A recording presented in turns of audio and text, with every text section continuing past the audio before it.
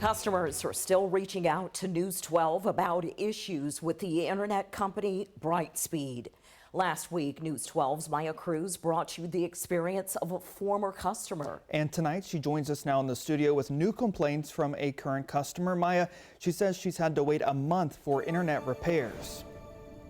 Yeah, Tyler, a technician came to Mazetta Summers' house last week, but she says nothing changed. I contacted Brightspeed just yesterday, and Mazetta services was finally restored later that day. Representatives with the company say a special request was put in for Mazetta after we reached out to them. She is one of 5 customers with the same testimony. I saw your story on Brightspeed. I'm fed up with Brightspeed also.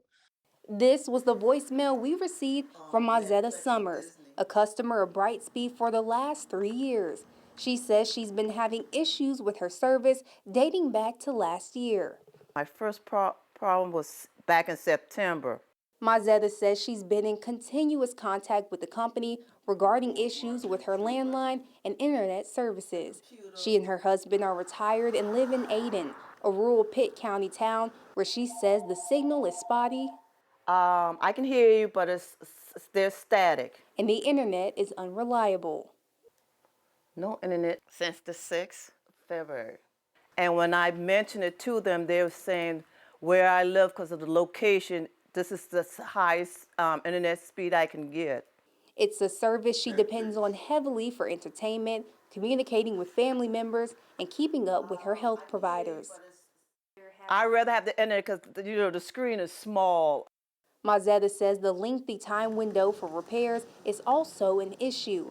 After her internet went out February 6th, she had to wait a month for a technician, and nothing changed until we reached out on her behalf.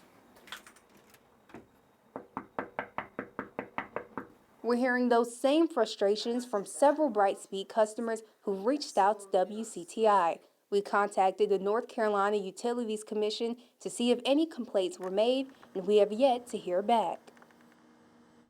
I just got off the phone with the representative for the state's Utility Commission. They'll be providing us with the number of complaints that Brightspeed has received over the past year.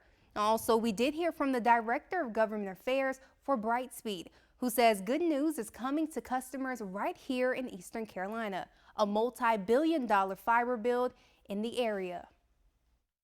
The copper network is distance sensitive. So the further you are away from the equipment that serves your network, the slower speeds you're going to get. That's not the case with fiber. Coming up tomorrow, you will be able to hear more about this process and how Stephen Brewer says it will address outages that many customers are facing.